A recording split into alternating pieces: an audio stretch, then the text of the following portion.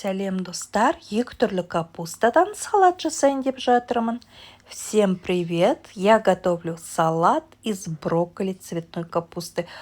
Кстати, можно просто сварить в воде. Готовится за 5-10 минут. Ал мынау люля-кебаб. Рецепт, наверное, все знают. Вот такой у нас салат получился. К капусте добавляю маринованные огурцы, заправляю оливковым маслом и вуаля! Очень полезный салат готов. Так, люля-кебабтың рецепті фарш, қара бұрыш, қызыл бұрыш, тұз болды. Рецепт люля-кебаб. Фарш добавляю черный перец, красный перец, паприку, соль и все.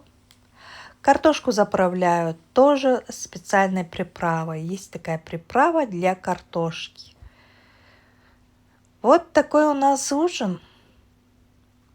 Мінекей біздің кешкі асымыз. Егер видеоны соңына дейін қарасаңыздар, сіздерге алғысымды білдіремін. Спасибо всем за просмотр.